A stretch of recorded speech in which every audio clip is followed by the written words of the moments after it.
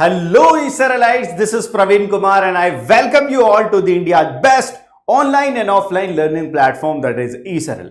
तो बच्चों, आज हम पढ़ने वाले हैं एसिड्स, बेसिस एंड सॉल्ट्स, और ये चैप्टर आपके एग्जाम के पर्सपेक्टिव से बहुत इंपॉर्टेंट है। तो शुरू करते हैं।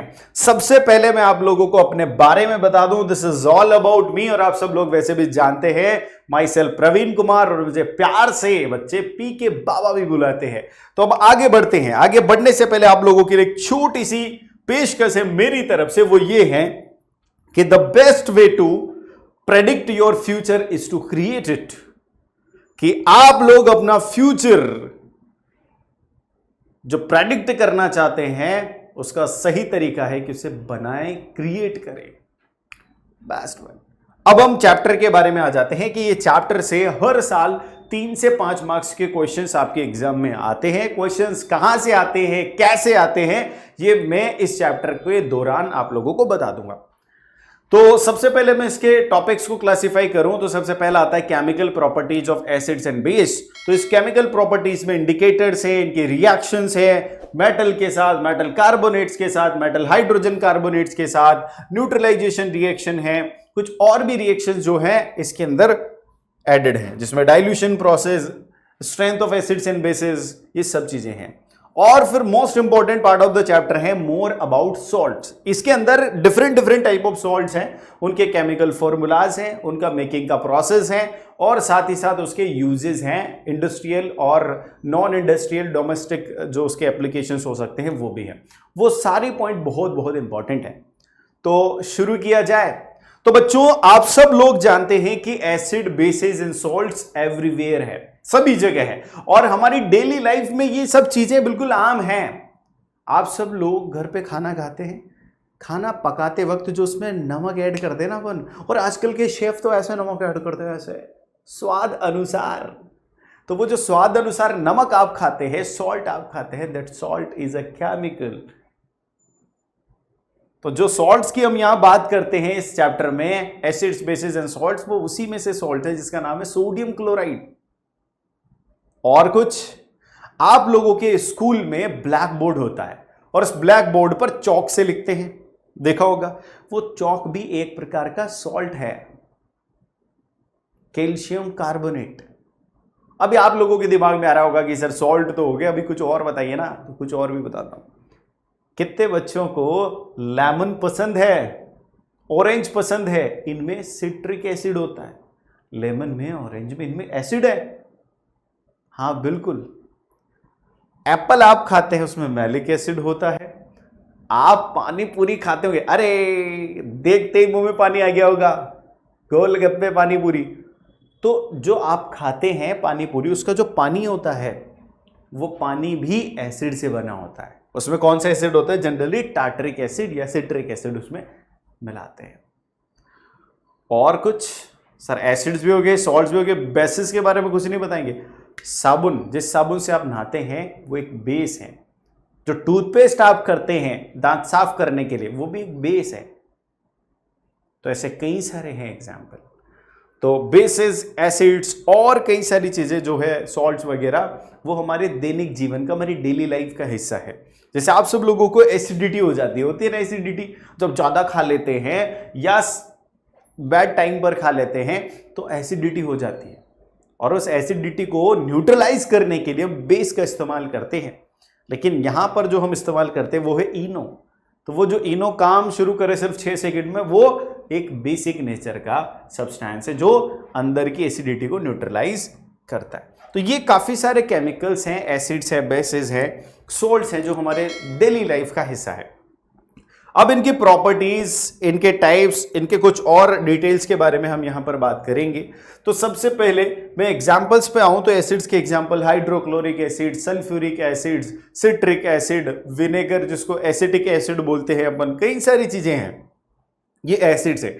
ऐसे बेसिस में होता है सोडियम हाइड्रोक्साइड जिसको कॉस्टिक सोडा भी बोलते हैं, कैल्शियम हाइड्रोक्साइड जिसको हम व्हाइट वॉश भी बोलते हैं, अमोनियम हाइड्रोक्साइड, ऐसे कई सारे जो हैं बेसिस हैं। सॉल्ट्स में जो कॉमन सॉल्ट्स हैं हमारा, जिसका कॉमन सॉल्ट का नाम है सोडियम क्लोराइड, कैल्शियम कार्बोनेट, और ऐसे और भी सॉल्ट्स हैं। जिनका इस्तेमाल हम डेली लाइफ में करते हैं, तो ये होते हैं। अब इनको आइडेंटिफाई कैसे किया जाए, तो सबसे पहले हम इनकी टेस्ट पर आते हैं। तो टेस्ट की बात करें तो एसिड का टेस्ट थोड़ा खट्टा होता है, सोर होता है। एसिड कैसे होते हैं टेस्ट में? खट्टे, सोर। जो खट्टा होता है ना उसको इंग्लिश में शोर बोलते हैं। ऐसे जो बेसेस हैं उनको अगर आप टेस्ट करोगे तो बिटर लगते हैं, बिटर, थोड़े से कड़वे। हमारी लोकल भाषा में तो तोरे बोलते हैं उनको, तोरा तोरा लग रहा है तोरा तोरा नहीं, वो कैसा है? बिटर टेस्ट है। तो बिटर टेस्ट लगता है। जैसे आप साबुन को खा के देखे, टेस्ट करके देखे, बिटर होता है। अच्छा, आप लोग बोलेंगे सर टूथपेस्ट भी आपने बेस बताया था लेकिन वो तो बिटर नहीं होता। तो उसमें अलग से फ्लेवर ऐड किया जाता है। अदरवाइज जो उसका ओरिजिनल, और आपने देखा होगा कई सारे मेडिकेटेड टूथपेस्ट होते हैं तो उनमें फ्लेवर नहीं होते, तो नहीं होने के बाद जब उनको आप टेस्ट करते हैं तो कैसे लगते हैं? बिटर लगते हैं। ऐसे ही सोल्ट जो होते हैं जनरली सोल्टी नेचर के होते हैं। जैसे कॉमन सोल्ट को देख लो, जैसे आप कैल्शियम कार्बोनेटेड चॉक पाउडर को थोड़ा सा कंज्यूम करेंगे, मतलब थोड़ा सा टेस्ट करेंगे, तो उसका टेस्ट भी कैसा लगेगा? सॉल्टी ही लगेगा। एक सिमिलर टाइप ऑफ टेस्ट आपको मिलेगा। ध्यान से देखो यहां पर, अगर मैं सोर जो इसका टेस्ट है किसका? एसिड का। ऐसे ही बेस का टेस्ट है बिटर और सोल्ट का टेस्ट है सॉल्टी। अब हम ध्यान से देखते हैं कि एसिड जो होते हैं वो न्यूट्रलाइज कर देते हैं, यानी कि एसिड जो है बेस की जो बेसिक नेचर है उसको न्यूट्रलाइज कर देगा और उसको नॉर्मल बना देगा। ठीक है ना? ऐसे बेस क्या करेगा? बेस एसिड को न्यूट्रलाइज कर देगा। और सोल्ट जो है वो तो प्रोडक्ट है खुद ही न्यूट्रलाइजेशन का, यानी कि न्यूट्रलाइजेशन रिएक्शन में जो नया प्रोडक्ट बनेगा ना, that product is known as salt. ये बिल्कुल एक ब्रीफ आइडिया में स्टार्टिंग में आप लोगों को दे रहा हूं। आइडेंटिफाई कैसे करेंगे? आइडेंटिफाई ऐसे करेंगे कि एसिड्स के अंदर तो रिप्लेसेबल हाइड्रोजन आयन होते हैं, यानी हाइड्रोजन तो और चीजों में भी होती है। हाइड्रोजन तो ग्लूकोज में भी होती है, हाइड्रोजन तो शुगर में भी होती है, हाइड्रोजन अल्कोहल यानी इथेनॉल में भी होती है। लेकिन क्या वो एसिड है? नहीं, क्योंकि उनके अंदर का हाइड्रोजन रिप्लेसेबल नहीं है। वो अपने हाइड्रोजन को एक्वस सॉल्यूशन में लिबरेट नहीं कर सकते।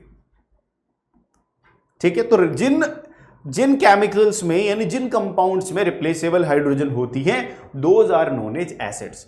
ऐसे सिमिलरली अगर मैं बेसिस की बात करूं तो बेसिस वो होते हैं जिनमें हाइड्रोक्साइड्स आप देखो तो मिलते हैं, यानी हाइड्रोक्साइड आयन जिसमें मिल जाते हैं। तो जनरली जो मेटल्स के हाइड्रोक्साइड होंगे और मेटल के ऑक्साइड होंगे वो कहलाएंगे आपके बेसिस। उनमें एक कॉमन एग्जाम्पल दूसरा भी है, डिफरेंट एग्जाम्पल, जिसको अमोनियम हाइड्रोक्साइड कहते हैं। ना ये मेटल का हाइड्रोक्साइड है, ना ये नॉन मेटल का हाइड्रोक्साइड है, सिंपल ये अमोनियम हाइड्रोक्साइड जो है ये भी बेस है। ऐसे सोल्ट्स में अगर मैं बात करूं तो सोल्ट में ऐसे सब्सटेंस, ऐसे कंपाउंड को सोल्ट बोलेंगे जिसमें ना तो रिप्लेसेबल हाइड्रोजन हो, ना ही जिसके अंदर OH- या O2- आयंस हो। तो जब दोनों नहीं होंगे तो इनके अलावा जो पॉजिटिव और नेगेटिव आयन का जो कॉम्बिनेशन होगा that are known as salt. जैसे NaCl है, NaCl में पॉजिटिव आयन कौन है? सोडियम। क्या हाइड्रोजन है? नहीं। नेगेटिव आयन कौन है? क्लोरीन। क्या OH- है? नहीं। यानी कि पॉजिटिव आयन भी होना चाहिए, नेगेटिव आयन भी होना चाहिए, पर पॉजिटिव में हाइड्रोजन नहीं होना चाहिए और नेगेटिव में OH- या O2- नहीं होना चाहिए। बस सिंपल है, तो वो सॉल्ट कहलाएगा। सॉल्युबिलिटी की बात करें तो जनरली सारे एसिड पानी में सॉल्युबल हैं, यानी पानी में घुल जाते हैं, कोई दिक्कत ही नहीं करते। लेकिन बेसिस की बात करें तो कुछ बेसिस पानी में घुल जाते हैं, यानी सॉल्युबल है वाटर में, और कुछ नहीं है। जो वाटर में सॉल्युबल है those are known as alkali, यानी कि स्पेसिफिकली बेसिस में भी वो बेसिस जो वाटर में सॉल्युबल है उनको हम अल्कली बोलते हैं, बाकी अपने नॉर्मल नाम बेस से जाने जाते हैं। सोल्ट की बात करें तो सोल्ट में कुछ सॉल्युबल होते हैं, जैसे NaCl की बात करें तो NaCl को आप पानी में डालते हो तो वो ऑटोमेटिकली डिसॉल्व हो जाता है। लेकिन अगर हम चॉक पाउडर, जिसको मैं बोलता हूं यहां पर कैल्शियम कार्बोनेट, अगर उसको आप पानी में मिलाओगे तो वो नहीं घुलेगा, वो एक व्हाइट प्रेसिपिटेट की तरह बॉटम में डिपॉजिट हो जाएगा। तो कुछ सोल्ट जो है वाटर में सॉल्युबल हैं, कुछ सोल्ट सॉल्युबल नहीं है। लेकिन यहां पर सॉल्युबिलिटी और इनसॉल्युबिलिटी के आधार पर कोई स्पेसिफिक नाम नहीं है, जैसे बेसिस में। ठीक है? अब लिटमस पेपर का जो टेस्ट है, लिटमस टेस्ट, उसके बारे में तो मैं थोड़ा आगे डिटेल में अंदर ही बात करूंगा। उससे पहले मैं आप लोगों को बता दूं कि ये कुछ चेहरे हैं जो कल किसी और के थे, आज इनके हैं। ये वो रैंक्स है, ये वो रिजल्ट है जहां पर इनके फोटो है, और आने वाले कल में आपके फोटो होंगे।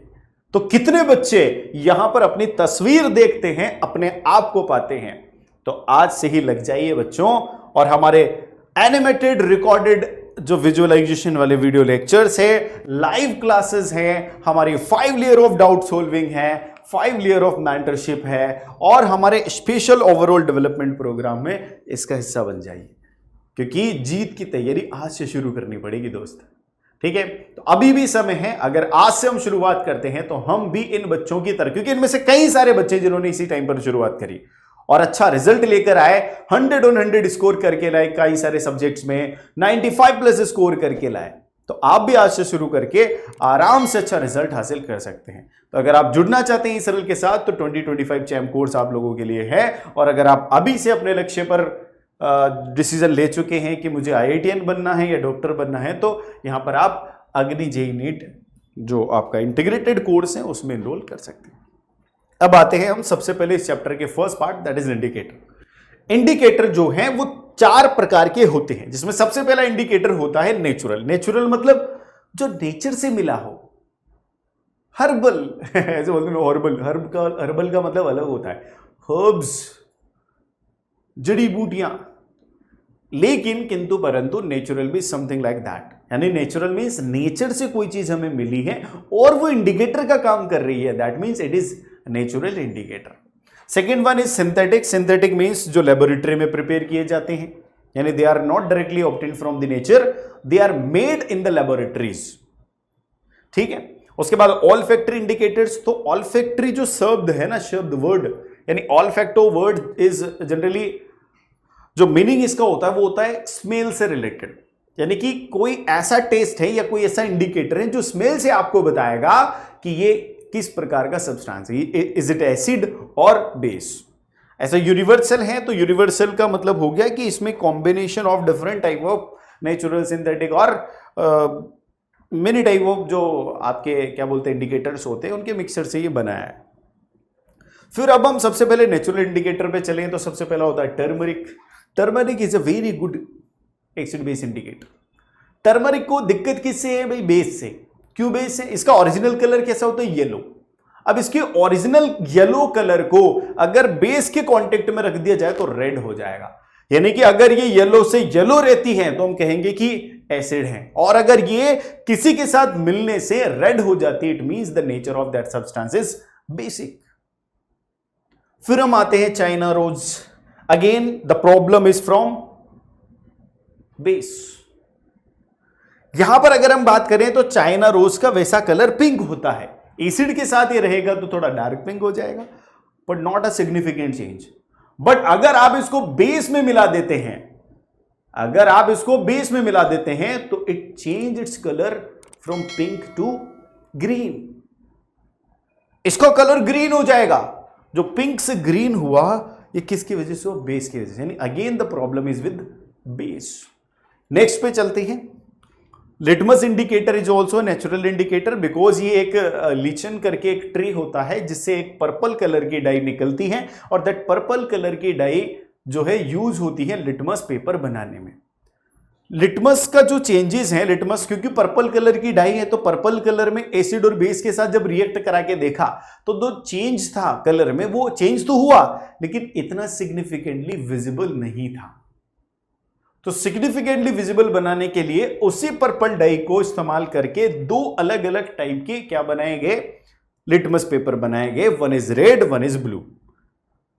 अब एसिड के साथ अगर मैं डालता हूं किसी रेड और ब्लू को, जैसे मान लो रेड पेपर जो है लिटमस पेपर और ब्लू लिटमस पेपर मैंने एसिड में मिलाया, ठीक है ना, तो ब्लू लिटमस तो रेड हो जाएगा लेकिन रेड में कोई चेंज नहीं आएगा। तो यानी कि एसिड जो होता है वो ब्लू लिटमस को रेड करता है। सिमिलरली बेसिस जो होते हैं वो रेड लिटमस को ब्लू कर देते हैं। ये आपको ध्यान रखना। It is a very important test. Litmus के बारे में कई बार एग्जाम में पूछा है, इस बार भी पूछ लिया जा सकता है। सिंथेटिक इंडिकेटर्स हमारे पास 2 टाइप के हैं, 2 प्रकार के, एक है मिथाइल ऑरेंज और एक है फिनोल्फ्थलीन। मिथाइल ऑरेंज का ओरिजिनल कलर कैसा होगा? Orange. Again problem is with base. अगर बेस के साथ में इसको मिलाता हूं तो ये क्या हो जाएगा? देखो ऑरेंज से रेड हो जाएगा, किसमें? एसिड में। ध्यान रखना, ऑरेंज से रेड एसिड में। अब ऑरेंज और रेड में क्या है? थोड़ा डार्कनेस का ही तो फर्क है ना। तो ऑरेंज को तकलीफ ज्यादा एसिड से नहीं है, वो रेड होएगा सिर्फ, लेकिन जैसे बेस में मिलेगा येलो हो जाएगा। कैसा हो जाएगा? येलो। यानी बेसिस के साथ ये येलो हो जाता है और एसिड्स के साथ ये रेड रहता है। सिमिलरली फिनोप्थलीन की अगर मैं बात करूं तो फिनोप्थलीन एसिड के साथ कोई चेंज शो ही नहीं करता है। ये ट्रांसपेरेंट होता है फिनोप्थलीन, वो एसिड के साथ ट्रांसपेरेंट ही रहेगा, लेकिन जैसे बेस के कांटेक्ट में आएगा फटाफट से किसमें कन्वर्ट हो जाएगा, एक पिंक सॉल्यूशन में। यानी कि ये अपना ट्रांसपेरेंट कलर जो है, जो अपना कलरलेस कलर है, वो किस में कन्वर्ट हो जाएगा, पिंक में कन्वर्ट हो जाएगा जब ये बेस के साथ मिक्स हो जाएगा। अब ऑल्फैक्टरी इंडिकेटर्स पे आ जाते हैं। ऑल्फैक्टरी में स्मेल से जो पता लगा सकें वो कहलाएंगे ऑल्फैक्टरी इंडिकेटर। तो स्मेल में जनरली एक अनियन होता है, क्लोव होता है, एक वनीला एसेंस होता है, ये सब ऑल्फैक्टरी इंडिकेटर्स हैं। ये सबकी भी एक ही खासियत है, सबको प्रॉब्लम बेस से है। यानी जैसे ये बेस के कांटेक्ट में आएंगे ये अपनी कैरेक्टरिस्टिक स्मेल जो है उसको खो देते हैं। यानी कि एसिड के साथ तो जो इनकी ओरिजिनल स्मेल है वो परसिस्ट करेगी, वो रहेगी, रिटेन करेगी, बट जैसे बेस के कांटेक्ट में आएंगे, यानी बेस में जैसे मिलेंगे ये अपनी कैरेक्टरिस्टिक स्मेल को खो देंगे। बस, चाहे वो क्लोव हो, चाहे वो अनियन हो, चाहे वो वनीला एसेंस ही क्यों ना हो, ऑल ऑल्फैक्टरी इंडिकेटर्स जो उनकी कैरेक्टरिस्टिक स्मेल है उसको लूज कर देते हैं बेसिस के कांटेक्ट में। अब एक यूनिवर्सल इंडिकेटर की बात करो तो यूनिवर्सल इंडिकेटर में सबसे इंपॉर्टेंट इंडिकेटर है pH indicator, that is made of solution of several compounds that exhibit several smooth color changes over a wide range of pH values। अभी यहां पर क्या कर सकते हैं अपन, उसका pH तक पता कर सकते हैं कि कितना एसिडिक है, कितना बेसिक है और क्या इसकी कैरेक्टरिस्टिक्स हैं, वो पता कर सकते हैं अपन इस pH स्केल के जरिए। इस pH पेपर्स को मैं pH पेपर को किसी एक सब्सटेंस के अंदर जब डिप करूंगा तो सब्सटेंस के अंदर ये जिस प्रकार का कलर शो करेगा अकॉर्डिंगली हम उसका pH मेजर कर सकते हैं। मान लो इस प्रकार का जो बिल्कुल एकदम येलो कलर है, जो प्योर येलो कलर है, उस प्रकार का शो किया किसी सब्सटेंस में, मैंने डाला पेपर को, लिटमस पेपर को, और उस लिटमस पेपर का कलर येलो हो गया, तो मैं मैच करूंगा तो मैं ये बोलूंगा कि ये जो सब्सटेंस था ये कैसा था, इसका pH लगभग 3 है और it is acidic in nature. अगर उसी pH पेपर को किसी दूसरे सब्सटेंस में डालने से उसका कलर इस प्रकार से पर्पल हो चुका है तो मैं कहूंगा it is alkaline, it is basic in nature, और इसका pH इज लगभग 13 और 14 के बीच में होगा, ऐसा मैं बोल सकता हूं। तो ये है आपका pH इंडिकेटर। अब एक और चीज मैं यहां पर बता दूं, एक सबसे मोस्ट इंपॉर्टेंट प्रोसेस है डाइल्यूशन का। एसिड हो या बेस हो, डाइल्यूशन का मतलब क्या है कि उसमें वाटर का अमाउंट इंक्रीज करना। अगर मैं किसी भी एसिड को डाइल्यूट कर रहा हूं that means I am adding more and more water to that, यानी उसमें जो प्योर एसिड का फॉर्म है वो कम हो जाएगा, प्योर एसिड का अमाउंट कम हो जाएगा। सिमिलरली बेस के साथ अगर मैं बात करूं तो बेस का अमाउंट कम, जो उसका सॉल्वेंट वाटर है उसका अमाउंट ज्यादा हो जाएगा। अब समस्या ये है कि वाटर का अमाउंट ज्यादा करने के लिए हम उसमें वाटर ऐड करें, डिजायर्ड पीएच अचीव करने के लिए, डिजायर्ड कंसंट्रेशन अचीव करने के लिए कि हम उसमें वाटर ऐड करें या वाटर में वो सब्सटेंस ऐड कर दें, एसिड या बेस। तो जब भी हम वाटर को ऐड करने गए, that reaction of dilution is highly exothermic, वो बहुत एक्सोथर्मिक है, और दैट मींस उस एक्सोथर्मिक रिएक्शन से क्या हो जाएगा, टेम्परेचर चेंज होगा, टेम्परेचर इंक्रीज होगा, और that localize increase in the temperature में lead to the damage that can crack the borosill tube, that can make spill out the hot solution। तो वो एक डैमेज बना सकता है हमारे लिए, हमको डैमेज कर सकता है, कोई भी प्रकार का नुकसान कर सकता है। इस वजह से हम पानी को एसिड में नहीं मिलाते, एसिड या बेस को पानी में मिलाते हैं। क्यों मिलाते हैं, उसका कारण है कि वाटर की जो हीट होती है, स्पेसिफिक हीट, वो ज्यादा होती है, यानी बहुत ज्यादा हीट को एब्जॉर्ब करने के बाद भी इसका जो टेम्परेचर राइज होगा ना, लोकल टेम्परेचर राइज, वो बहुत ज्यादा नहीं होगा। तो पर यूनिट टेम्परेचर इसमें बहुत ज्यादा हीट एब्जॉर्ब करने की कैपेसिटी होती है, और साथ के साथ हम उसको स्टीर भी करते रहते हैं ताकि जो लोकल हीट जनरेट हुई है दैट विल डेसिपेट, वो डेसिपेट हो जाए थ्रू आउट द सॉल्यूशन और समथिंग। अब हम बात करते हैं इनकी केमिकल प्रॉपर्टीज की। तो केमिकल प्रॉपर्टीज में सबसे पहले मैं यहां पर एसिड की रिएक्शन मेटल के साथ कराऊंगा। तो आप सब लोग जानते हैं जब भी एसिड मेटल के साथ रिएक्ट करता है तो जो मेटल रिएक्टिविटी में हाइड्रोजन से ऊपर है, काशीनाथ का माली आलू जरा फीके पकाता है, ये ट्रिक अपन ने पहले chapter chemical reaction and equation में डिस्प्लेसमेंट रिएक्शन में पढ़ी है। क्या पढ़ी है? काशीनाथ का माली आलू जरा फीके पकाता है, कौन है आगे आओ। तो जो मैंने बोला फीके पकाता है पर है हाइड्रोजन। इसके पहले जितने भी मेटल्स है that are above the hydrogen and that are more in the reactivity, और वो हाइड्रोजन से ज्यादा रिएक्टिविटी में है, तो ज्यादा है तो वो हाइड्रोजन से रिएक्ट करेंगे और उसमें से वो एसिड से रिएक्ट करेंगे और उसमें से हाइड्रोजन गैस लिबरेट करेंगे। तो जब भी एसिड मेटल के साथ रिएक्ट करेगा तो क्या करेगा? एक सॉल्ट फॉर्म करेगा और हाइड्रोजन गैस लिबरेट करेगा। जैसे यहां पर एग्जांपल ले लेते हैं, सल्फ्यूरिक एसिड में जब जिंक मिलाएंगे तो क्या होगा? जिंक सल्फेट बनेगा, साथ के साथ हाइड्रोजन गैस लिबरेट होगी। अगर सिमिलरली में ये रिएक्शन जो मैं यहां पर एसिड के साथ कर रहा हूं, मेटल की रिएक्शन, क्या ये मेटल की रिएक्शन में बेस के साथ कर दूं तो क्या बेस भी मेटल के साथ रिएक्ट करेंगे? तो not all bases react with the metals, but एक बेस है जिसको मैं यहां पर लिखता हूं सोडियम हाइड्रोक्साइड। ये कुछ मेटल्स के साथ, सभी मेटल्स के साथ नहीं, कुछ मेटल्स के साथ, लाइक जिंक हो गया, लाइक एल्यूमिनियम हो गया, इन मेटल्स के साथ रिएक्ट करके क्या बनाता है? कॉम्प्लेक्स सॉल्ट और हाइड्रोजन गैस लिबरेट करता है। और ये मेटल्स, जो मेटल्स इस सोडियम हाइड्रोक्साइड के साथ रिएक्ट करते हैं, इनको बोलते हैं अपन एम्फोटेरिक। क्या बोलते हैं इनको? Amphoteric metals.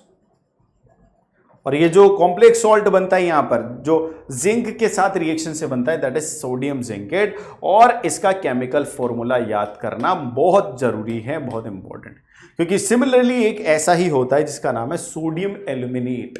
और वो सोडियम एल्यूमिनेट का कैसे बनता है? जब एल्यूमिनियम की रिएक्शन सोडियम हाइड्रोक्साइड के साथ होती है, NaOH के साथ, एक्वा सॉल्यूशन के साथ, तो इट गिव्स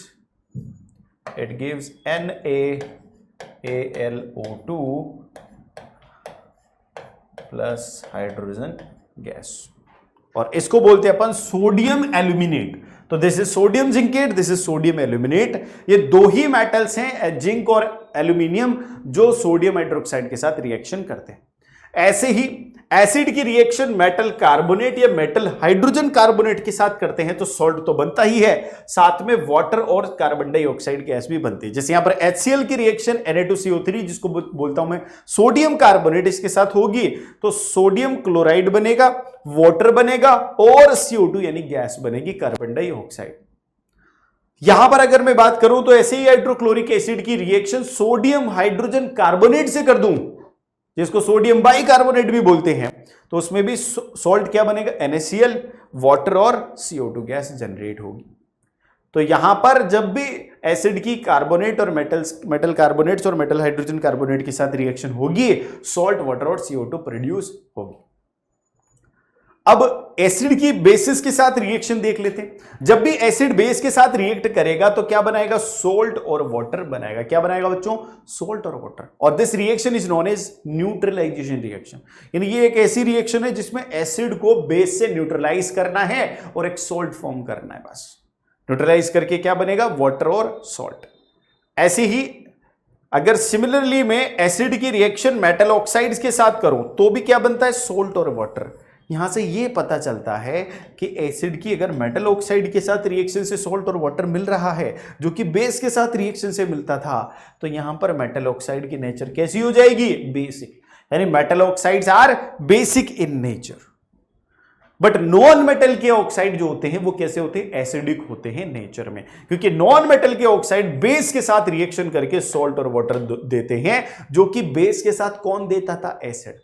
तो जब नॉन मेटल के ऑक्साइड्स अगर सोल्ट और वाटर दे रहे बेस के साथ, it means non metallic oxides are acidic in nature. Like यहां पर एग्जांपल है CO2 की रिएक्शन कैल्शियम हाइड्रोक्साइड से करें तो कैल्शियम कार्बोनेट और वाटर बनता है। यहां पर मैंने आपको बताया कि मेटल्स की रिएक्शन बेस के साथ कैसी होती है, बहुत ही कॉम्प्लेक्स सॉल्ट बनता है और हाइड्रोजन गैस प्रोड्यूस करती है। लेकिन कुछ मेटल, जिसमें सबसे पहले क्या थी? जिंक, और एक क्या थी? एल्यूमिनियम, जो हमने यहां पर पढ़ी। अब हम स्ट्रेंथ ऑफ एसिड और बेसिस के बारे में थोड़ी सी डिस्कशन कर लेते हैं। कुछ जो बेसिस होते हैं जो स्ट्रॉन्ग बेस कहलाते हैं, कुछ जो होते हैं वो वीक बेस कहलाते हैं। सिमिलरली कुछ एसिड स्ट्रॉन्ग एसिड, कुछ एसिड वीक एसिड। तो जो स्ट्रॉन्ग एसिड्स है उनके बारे में अगर मैं बात करूं तो वो ऐसे एसिड्स होते हैं जो कंप्लीटली डिसोसिएट हो जाएंगे एक्वस सॉल्यूशन में, यानी कि कंप्लीटली जितने भी नंबर ऑफ हाइड्रोजन आयंस उनके पास होंगे सारे के सारे वो क्या करेंगे, हाइड्रोजन आयंस दे देंगे एक्वस सॉल्यूशन। जनरली ये इनऑर्गेनिक और मिनरल एसिड्स होते हैं, जैसे इनके एग्जांपल है हाइड्रोक्लोरिक एसिड और सल्फ्यूरिक एसिड। वीक एसिड में क्या होंगे, ऐसे एसिड जो कंप्लीटली डिसोसिएट नहीं होते, यानी कि एसिड हाइड्रोजन तो देंगे लेकिन जितनी अवेलेबल हाइड्रोजन है सारी की सारी हाइड्रोजन एक्वस सॉल्यूशन में नहीं देंगे। तो ऐसे ऑर्गेनिक एसिड्स होते हैं जनरली, और उनमें एक एग्जांपल यहां पर एसिटिक एसिड है जिसको CH3COOH बोलता हूं मैं, इथेनॉइक एसिड। ऐसे फॉर्मिक एसिड है, ठीक है। ऐसे बेसिस में अगर मैं बात करूं तो बेसिस में सिमिलर है कि जो कंप्लीटली डिसोसिएट हो जाएगा वाटर में वो तो स्ट्रॉन्ग कहलाएगा, और जो कंप्लीटली नहीं होगा तब वो वीक कहलाएगा। इनमें एग्जांपल्स भी देख लो आप, यहाँ पर सोडियम हाइड्रोक्साइड और पोटेशियम हाइड्रोक्साइड स्ट्रॉन्ग है और अमोनियम हाइड्रोक्साइड जो है वीक है। यहाँ पर कुछ स्ट्रेंथ के बेसिस पर यहाँ पर एग्जाम्पल भी लिखे हुए हैं, ठीक है। तो आप इन एसिड्स के नाम याद रख सकते हैं कि कौन स्ट्रॉन्ग है कौन वीक है। अब पीएच पर आते हैं अपन, तो पीएच स्केल जो है जनरली यहां पर आपको बताता है कि कौन कितना एसिडिक है। ये एक पूरा स्केल है जिस पर वैल्यूज 0 से 14 तक होती है। यहां पर 14 फाइनली और यहां पर 0, बीच में 7 होता है। तो 7 रिप्रेजेंट करता है न्यूट्रल को, मतलब 7 से इधर वाले बेस और इधर वाले एसिड, तो 7 क्या हो जाएगा, न्यूट्रल। तो जितना कम पीएच वैल्यू होगा, जितना कम पीएच वैल्यू होगा उसकी एसिडिक नेचर उतनी ही ज्यादा होगी, और जितना ज्यादा पीएच वैल्यू रहेगा उसकी बेसिक नेचर उतनी ही ज्यादा होगी। Is it clear to all of you? और न्यूट्रल कहां होता है, 7 पर। देखो यहां पर मैं अगर बात करूं तो ये पीएच स्केल जो 7 है ये न्यूट्रल है, इसके इधर क्या है, एसिडिक रीजन। पर आप यहां से देखोगे 7 से 4 के बीच में, 4 to 7 वीक एसिड होगा, और 4 से भी कम जिसका पीएच होगा दैट इज स्ट्रॉन्ग एसिड।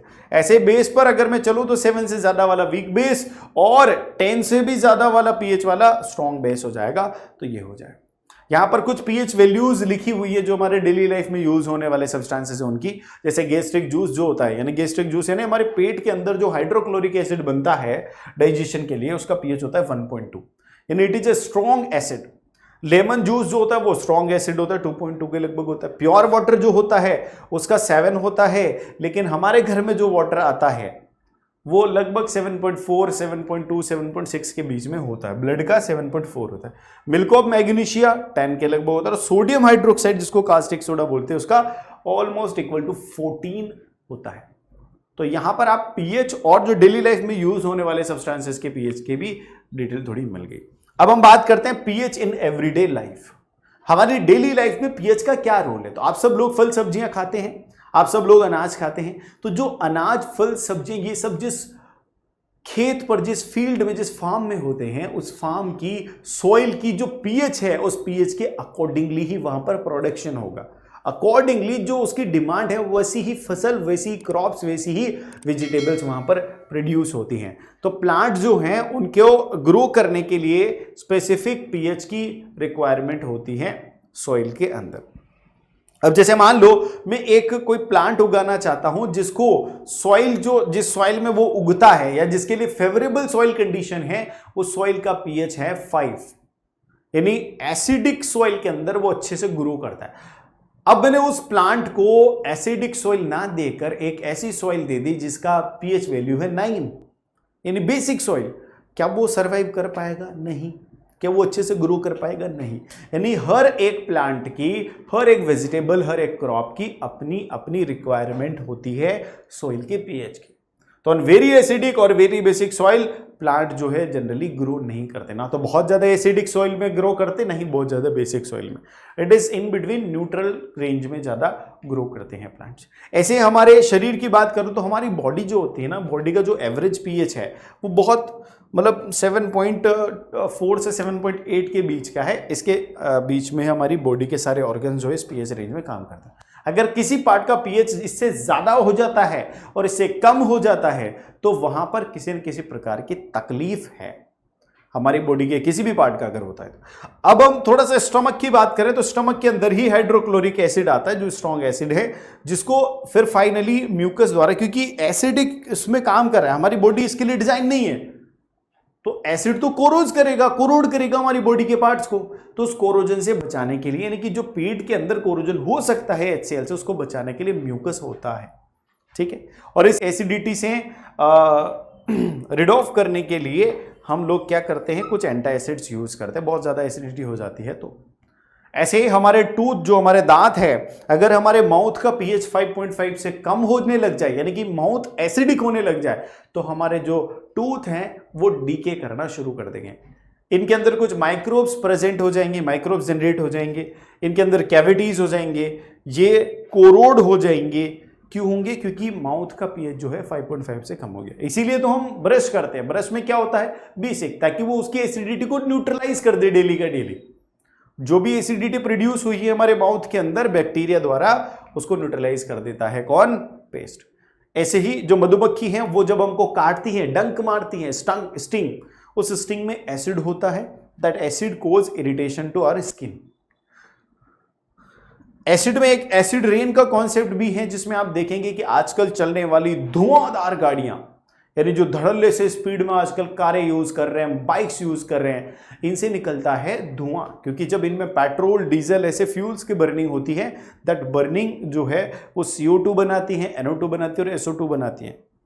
और ये जो CO2, NO2, SO2 है, ये ऊपर की तरफ चले जाते हैं और ऊपर जाकर ये वाटर के साथ रिएक्ट करके कार्बोनिक एसिड, नाइट्रिक एसिड और सल्फ्यूरिक एसिड फॉर्म करते हैं। और ये एसिड क्या करते हैं, इस पानी का जो pH, जिस पानी में ये बन रहा है ना, उस पानी का pH डिक्रीज करके एसिडिक कर देता है।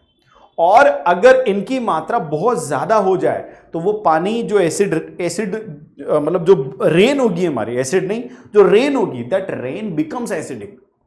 और जब उस रेन का pH 5.6 या 5.5 से कम हो जाए, इसका मतलब वो बहुत ज्यादा एसिडिक हो चुकी है। Now that rain can be called as acid rain. अब आते हैं थोड़ा हम सॉल्ट्स के बारे में। तो सॉल्ट जनरली कैसे बनते हैं? एसिड और बेसिस की न्यूट्रलाइजेशन रिएक्शन से बनते हैं। अगर न्यूट्रलाइजेशन रिएक्शन में बेस स्ट्रॉन्ग है और एसिड वीक है, तो जो स्ट्रॉन्ग है उसका प्रॉपर्टीज, उसकी कुछ सिग्निफिकेंस सॉल्ट के अंदर आ जाएगी, यानी कि जो सॉल्ट यहां बनेगा दैट इज बेसिक सॉल्ट, क्योंकि स्ट्रॉन्ग कौन था? बेस। सिमिलरली यहां पर मैं बात करूं तो स्ट्रॉन्ग बेस वीक एसिड में तो एसिडिक बेसिक सॉल्ट बनता है, क्योंकि स्ट्रॉन्ग कौन था? बेस। ऐसे वीक बेस और स्ट्रॉन्ग एसिड में, क्योंकि स्ट्रॉन्ग कौन है? एसिड, तो यहां पर कैसा बनेगा सॉल्ट? Acidic salt. अगर दोनों ही स्ट्रॉन्ग है तो न्यूट्रल, अगर दोनों ही वीक है तो भी न्यूट्रल, ठीक है ना? ऐसा होता है। अब इस सोल्ट के प्रोडक्शन में सबसे पहला एग्जांपल है ब्लीचिंग पाउडर का। किसका एग्जांपल है बच्चों? ब्लीचिंग पाउडर का। कैल्शियम हाइड्रोक्साइड एक बेस है, उस बेस के साथ जब क्लोरीन की रिएक्शन कराई जाती है तो बनाता है कैल्शियम हाइपोक्लोराइड या कैल्शियम ऑक्सीक्लोराइड। कैल्शियम हाइपोक्लोराइड या कैल्शियम, यहां पर मैं लिख देता हूं कैल्शियम हाइपोक्लोराइड, और एक है कैल्शियम ऑक्सीक्लोराइड। ये दो नाम हैं इसके, ठीक है। इसको ब्लीचिंग पाउडर भी बोलते हैं। इसके साथ एक मेरा किस्सा है। मेरा दोस्त जापान में रहता था, वो घर आया, वो एक रंग बिरंगा कच्छा लेके आया और उस कच्छे को उसने सोचा कि इनकी बोतल में डिटर्जेंट रखा हुआ है, तो उस कच्छे को उसने उस डिटर्जेंट के पानी में भिगोया और रख दिया कि घंटे, 2 घंटे, 3 घंटे बाद हम इसको धो लेंगे। जब उसने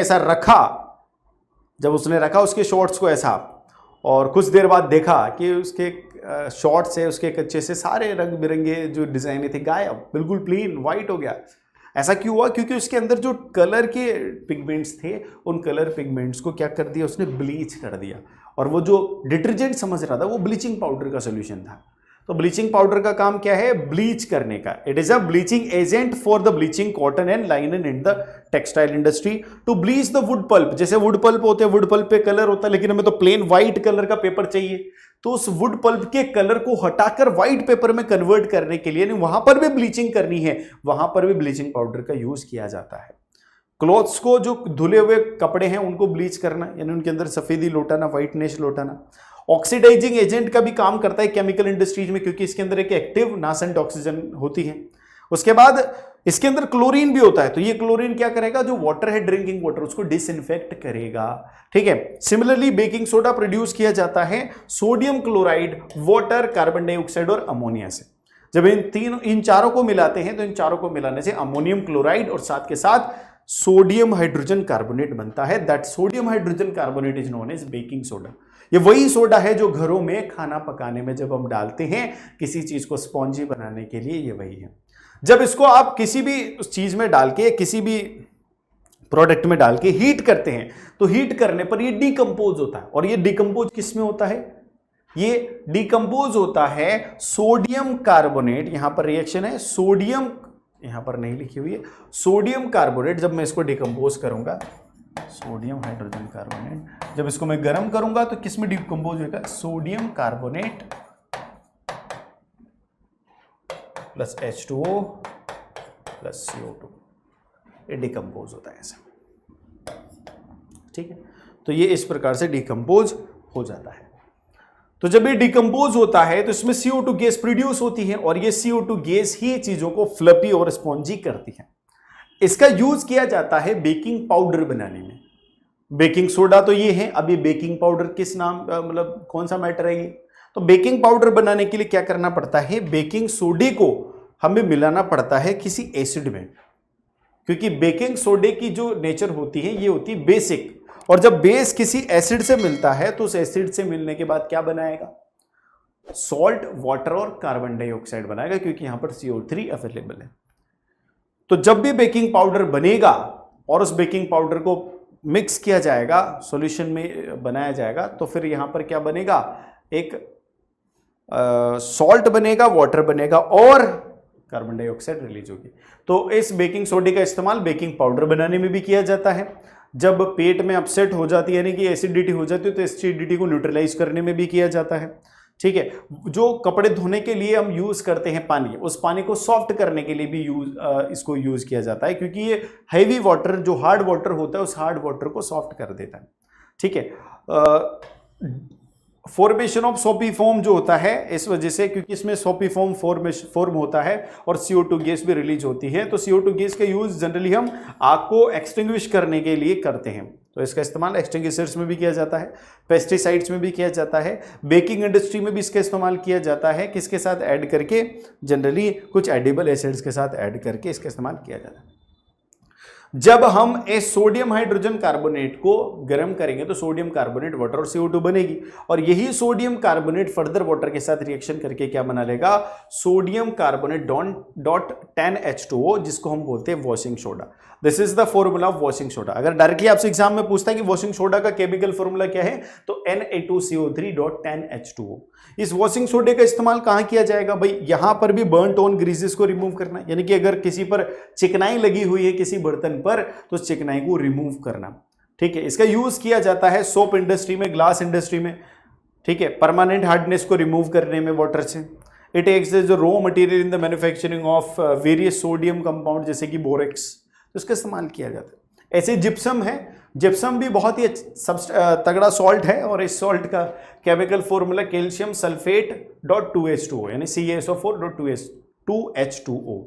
अब अगर मैं इसको गर्म करता हूं और स्पेसिफिक टेम्परेचर 373 पर, तो इसके अंदर से +1.5 H2O जो है वो रिलीज हो जाते हैं गैस बनकर, और ये जब निकल जाएंगे तो यहां पर बचेगा कैल्शियम सल्फेट .12H2O, और this is known as plaster of Paris. किस नाम से जाना जाता है, plaster of Paris. It is a POP।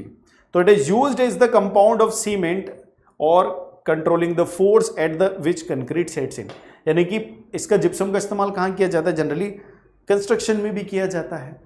आपने देखा होगा डॉक्टर जब किसी के फ्रैक्चर आ जाता है तो उस फ्रैक्चर को सेट करने के लिए, यानी बोन को सेट करने के लिए वहां पर प्लास्टर ऑफ पेरिस का एक प्लास्टर चढ़ा देता है, जिससे क्या होता है, बिल्कुल वो हार्ड और स्टिफ रहता है, ताकि वो मूवमेंट ज़्यादा ना हो और जो बोन है वो प्रॉपरली सेट हो पाए। Due to its low thermal conductivity it is used in the manufacturing of dry wall और वॉल बोर्ड्स, इसका इस्तेमाल किया जाता है वहां पर। तो this is all about the chapter, और ये हमारे सितारे हैं।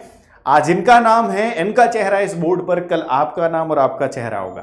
तो बच्चों अभी से डिसाइड कीजिए, शुरू कीजिए अपनी जंग की तैयारी, अपनी जीत की तैयारी शुरू कीजिए और लग जाइए अपने लक्ष्य को हासिल करने में। ठीक है, योद्धा वही है जो अंत तक लड़ता रहे और फाइनली अपनी मंजिल को हासिल करे। तो हमें 95 से ज्यादा स्कोर करना है दोस्तों, करके दिखाएंगे। आज इन बच्चों का फोटो देख रहे हैं, कल आपका फोटो यहां पर लगा के दिखाएंगे। तो ये सब पॉसिबल हो पाएगा ई सरल के सपोर्ट के साथ। Animated video lectures, live classes, 5 year dot solving, 5 year mentorship, overall development और मैनी थिंग्स जो है आप लोगों को सपोर्ट में ई सरल की तरफ से मिलती है। तो चैम 2025 कोर्स में आज ही आप एनरोल करें। अगर आपका लक्ष्य क्लियर है कि मुझे डॉक्टर बनना है या इंजीनियर बनना है, तो आज ही जेई नीट अग्नि कोर्स के अंदर एनरोल करें, जिससे आपका आज से ही हर कदम अपनी मंजिल, अपने लक्ष्य, अपने डॉक्टर बनने के सपने और अपने इंजीनियर और आईटीएन बनने के सपने की तरफ हो। तो क्यों ना हमारा हर कदम हमारे लक्ष्य की तरफ हो, हमारी मंजिल की तरफ। तो मिलते हैं बच्चों अगले वीडियो में, तब तक के लिए thank you very much. And आप इस चैनल को सब्सक्राइब कर लीजिए, बेल आइकन को प्रेस कर लीजिए, ताकि ऐसे ही बहुत ज्यादा इंफॉर्मेटिव और शॉर्ट एंड स्वीट एक्सप्लेनेशन वाले वीडियोस आप तक पहुंचते रहें और समय से और सबसे पहले पहुंचे।